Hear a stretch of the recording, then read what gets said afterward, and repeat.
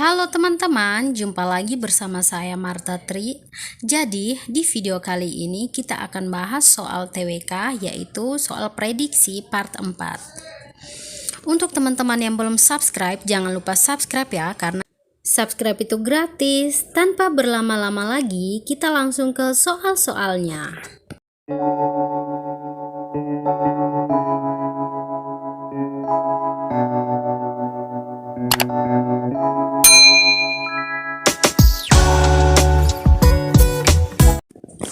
Soal pertama, kesediaan masyarakat untuk lebih banyak menggunakan produk dalam negeri akan memperkuat perekonomian negara karena hal itu akan berdampak pada A. Perkembangan sektor produksi, B. Peningkatan harga barang dan jasa, C. Peningkatan kualitas produksi, D. Peningkatan penerimaan pajak, E. Penambahan penerimaan devisa. Baik teman-teman, jadi jawabannya di sini adalah A, yaitu perkembangan sektor produksi. Jika semua masyarakat menggunakan hasil dalam negeri, maka produksi juga akan semakin meningkat. Jadi, dari soal sudah bisa kita lihat bahwa akan berdampak pada perkembangan sektor produksi. Soal berikutnya, sebagai warga negara, kita perlu mengutamakan menggunakan produk-produk dalam negeri daripada produk asing. Sikap tersebut menunjukkan A. Perilaku yang berkembang dari WNI, B. Upaya bela negara untuk mempertahankan NKRI, C. Rasa kesetiakawanan yang dimiliki oleh WNI, D. Berusaha mencintai produk dalam negeri, E. Nasionalisme yang dimiliki oleh warga negara Indonesia. Baik teman-teman, jadi jawabannya di sini adalah D, yaitu berusaha mencintai produk dalam negeri. Soal selanjutnya, nilai-nilai Pancasila tercermin pada sikap warga negara seperti toleran terhadap orang yang berbeda agama, toleran terhadap orang yang berbeda suku, membantu orang lain meskipun berbeda agama, suku, dan budaya, menghormati budaya masing-masing, dan menghargai keberadaan bangsa lain. Di antara sikap-sikap tersebut, yang merupakan cerminan dari sila kedua Pancasila adalah A. Menghormati budaya daerah masing-masing, B. Menghormati keberadaan bangsa lain, C. Toleran terhadap orang yang berbeda suku, D. Toleran terhadap orang yang berbeda agama, E. Membantu orang lain meskipun berbeda agama, suku, dan budaya.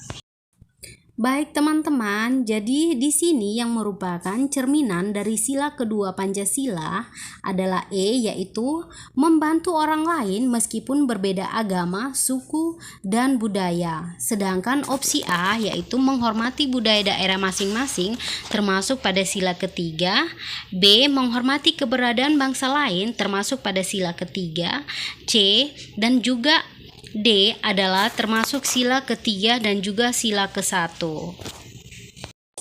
Soal selanjutnya, menjaga perbedaan dengan mengedepankan kepentingan bersama, menghargai pluralisme dalam suku yang ada di Indonesia, menegakkan keadilan dalam perbedaan, lebih mengutamakan perbedaan daripada persamaan, dan turut serta mendamaikan konflik supaya tidak terjadi kerusuhan, merupakan contoh-contoh pengamalan Pancasila. Yang merupakan aktualisasi dari sila keempat Pancasila adalah A.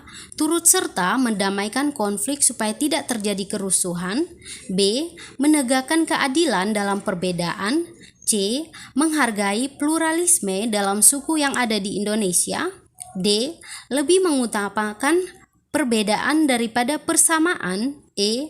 Menjaga perbedaan dengan mengedepankan kepentingan bersama.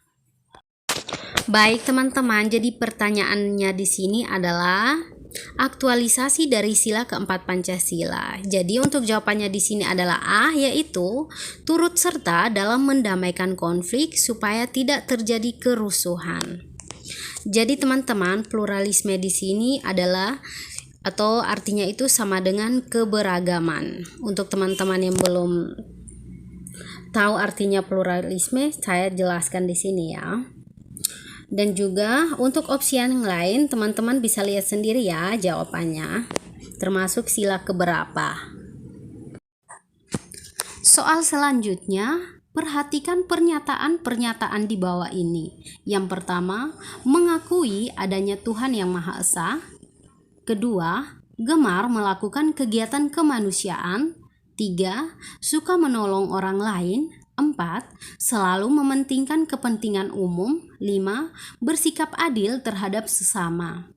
Dari pernyataan-pernyataan tersebut yang mencerminkan sila kedua dari Pancasila adalah A. 1 dan 2, B. 1 dan 3, C.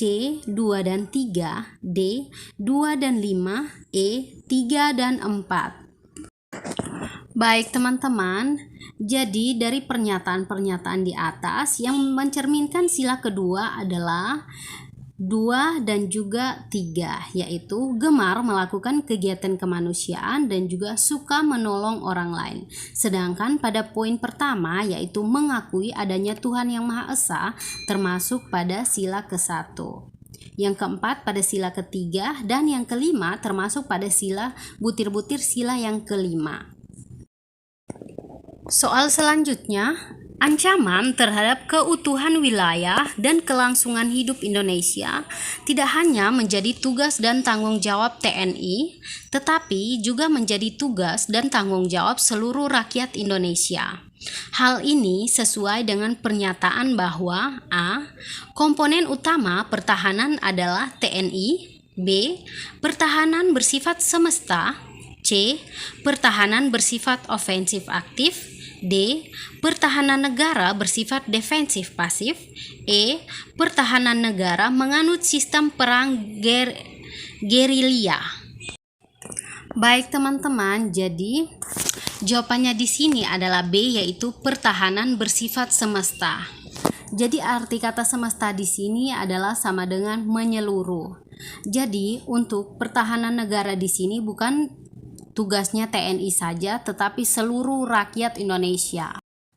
Soal selanjutnya, Bank Indonesia sebagai bank sentral, Kepolisian Negara, dan Kejaksaan Agung, walaupun berbeda dalam ranah eksekutif sebagai aparatur penegak hukum, serta TNI sebagai aparatur pertahanan negara, tidak boleh dipengaruhi oleh kepentingan politik pribadi Presiden.